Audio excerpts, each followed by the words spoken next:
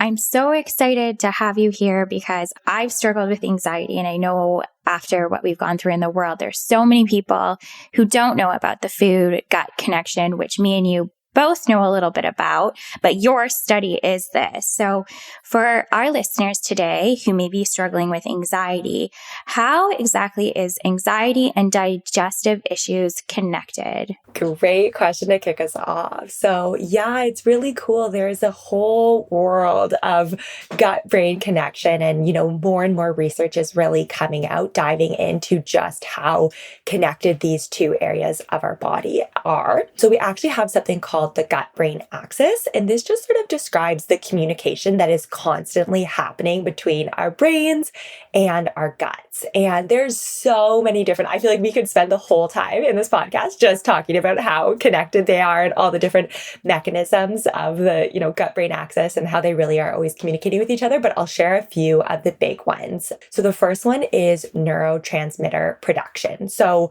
there are so many different mood regulating neurotransmitters that are actually produced within our gut that go on to, dictate a lot of how we're feeling mentally. So whether that's serotonin, over 90 to 95% of serotonin is actually produced within our gut. And serotonin is kind of like our happy hormone or neurotransmitter. So it, really kind of contributes to that feeling of well-being and vitality and happiness.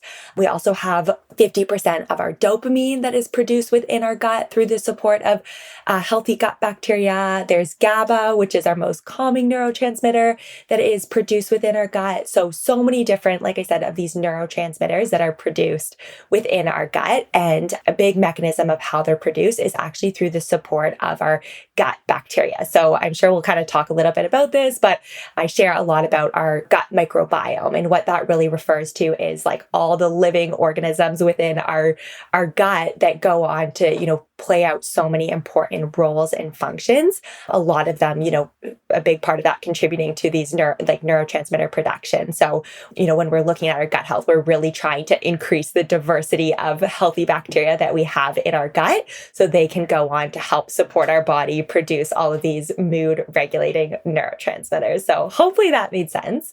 Yeah, it does. For me, it definitely does. But for someone who's maybe not so sure about what exactly GABA is or serotonin and all of that, is there any easier way to break it down maybe for our audience who may be so unfamiliar with it? Absolutely, yes. Thank you so much for listening to the latest episode of Reawakening Beauty. Subscribe to the podcast, hear more inspirational stories and tips related to all things mind, beauty, skin, and soul. I also encourage you to check out the show notes for additional information about my guest, the topics discussed during the episode, and of course, more information about me, your host, Shawna Patruno. If you want to be a guest on the show or just want to reach out and say hi, you can reach me on Instagram, LinkedIn, or email. All these details can be found in my show notes. Thank you so much for listening and have an amazing day.